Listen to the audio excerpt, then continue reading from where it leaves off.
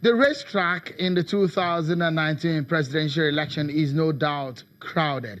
We may see a very clumsy ballot paper in 2019 presidential election, perhaps the highest number of presidential candidates in the history of Nigeria's politics. We understand that about 70 of them are gunning for the nation's top job. The interesting part is that there are several young and vibrant candidates who have thrown their hearts in the ring. The new parties are not joking. They say they want to give the so-called bigger and established parties a run for their money. There are two Buharis that might be on the ballot in 2019. Who will win? Is it the younger or the older Buhari? And there is a party called the Abundant Renewal Party of Nigeria. The chairman and a presidential candidate is beaming with great ideas. Let's get to hear from our guest tonight on the program. Tope Fasua is the presidential candidate of the ANRP, and Ahmed Buhari is the presidential candidate of the SNP. Welcome to the program, gentlemen, and let's get started, shall we? Let me begin with you, and perhaps on this note is a mini debate of some sort tonight. Very unusual that we engage two presidential candidates on the show, but we are doing that tonight to give room for those who want to be Nigeria's president. Let's get started with the issues of the economy of the nation. And so let me begin with you, Mr. Fasua. As it stands right now, if you get into office, should you be elected as Nigeria's president in 2019, what would you do to fix the Nigeria's economy? Well, thank you, Ashim. Of course, you know I'm an economist, and I've actually engaged with a lot of the issues on hand already. First of all, the thing to do is about the visioning for the economy. I'm the guy that's telling us that, look, we should be growing at about 15%. We should be able to take out 50 million people out of poverty. And every aspect of the economy should actually be reorganized. We can do a lot better in terms of income generation. I've been on the streets demonstrating twice, with at the Ministry of Budget, at Finance, at the National Assembly, and I'm asking them that, we should be doing a lot bigger budget than we're doing right now. A number of people have asked me, how do we fund it? Well, I have the idea, because I'm also a chartered accountant. I know how we can get the money in. As a matter of fact, I'll give it to you for free.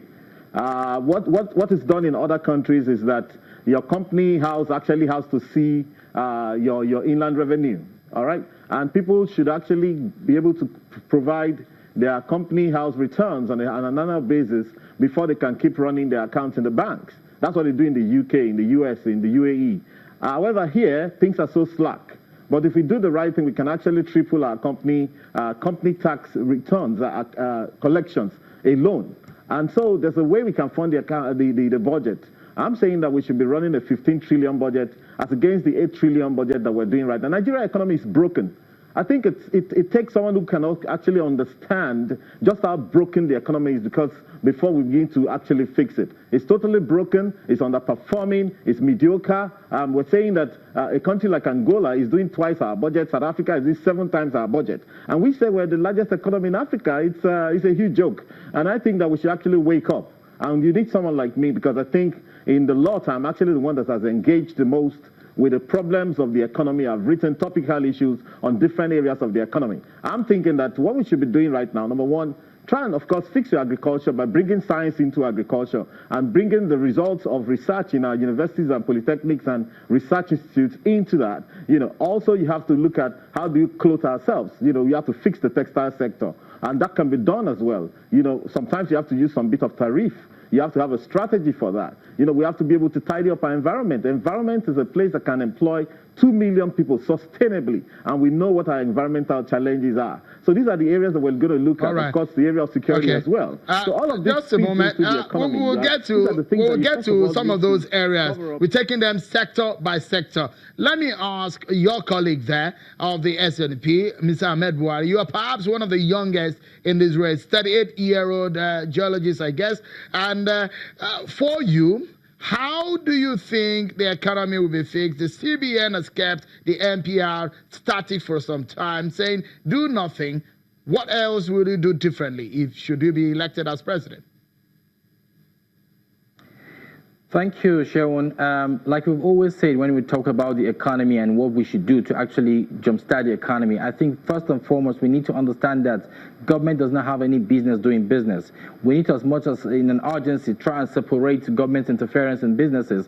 The primary goal of a government is to put regulation on how the private sector runs itself, and make sure you put checks and balances to ensure that the private sector is sustainable. One of the reasons why you can't even generate the income tax or the internally generated revenue that you're hoping to put together is simply because most of these companies are paying more for fuel than they are for anything else. So power is the missing element to actually jumpstart this economy. And when we're looking at power, we're looking at lots of ways of allowing you or allowing us, use our executive orders to ensure that more people are able to generate power and commercialize power without the interference of government. What government should really do in all of this is to ensure that they put into place stringent policies, laws and policies that would ensure that this private sector can actually run itself without the interference of government. So government should just be a regulatory body as opposed to, putting themselves into every single thing. The only thing that is keeping young people like myself,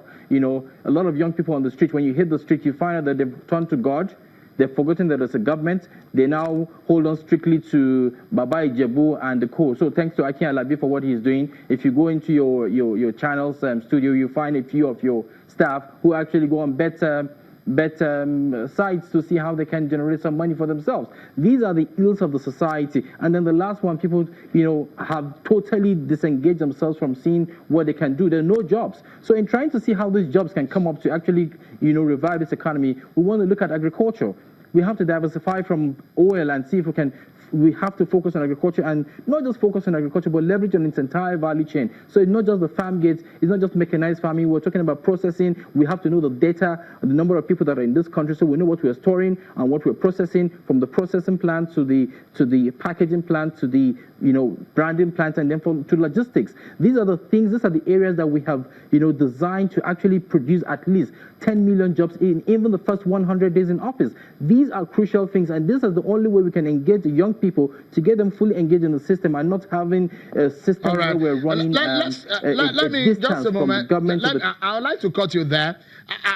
There's an additional question to the issues of the economy, and it has to do with the cash cow of the nation's economy, that is the oil sector. One of the presidential candidates has said that in his own policy document that he's going to sell off or privatize the NNPC. Let me get your reaction, and let's do this in 60 seconds each. Mr. Fasuwa, would you consider privatizing or selling off the NNPC, or what else do you think about privatizing the NNPC? Well, the first thing is to say that that presidential candidate who wants to sell 90%, you don't take policies like that. You don't determine whether it's 90% or 80 or 50. You have to do something proper because we know the problems that have beset the NNPC. But first of all, let me quickly say that the NNPC is not quite the cash cow that we think it is. We do 2 million barrels every day, but the one that belongs to Nigeria, out of that 2 million, according to NAIT, is about 700,000 barrels. And one barrel costs about 65. Let's even say 70. That's 21,000 naira. That's the gross before the cost.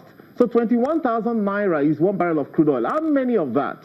It's a simple phone that you are holding, maybe as many as 20 barrels of crude oil. A new car could be as much as 20,000 barrels of crude oil. A new government building could be as much as 1 million barrels of crude oil. So I think we have actually been digging a hole and digging ourselves into a hole with this idea. However, I've been thinking of several models in terms of spinning off NNPC, which actually needs to be spun off. Why not we take a PLC and let Nigerians buy shares in NNPC and let every Nigerian own a stake in there? And then we bring a private sector management that can actually account for it. It's a shame that you say it's a cash cow when NNPC has probably never given an account of let's allow Mr. Buhari to, let's get the thought of Mr. Buhari on this point, and that will probably lead us to break. Just in a few seconds, would you privatize the NNPC?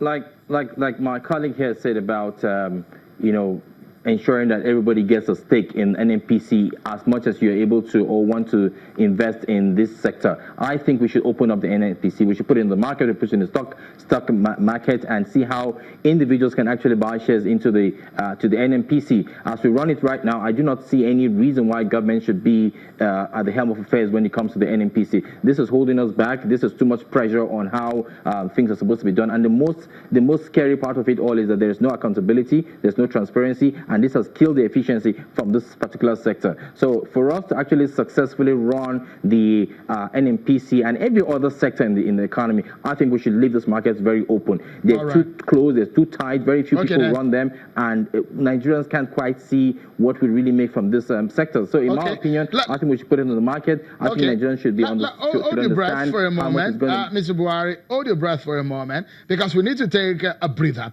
And when we come back, we will engage on the issues of security, the restructuring of this country, and those are some of the important issues, critical ones that the nation is confronted with. But that's going to be next on our mini debate on Politics Today tonight, everyone. Join us again.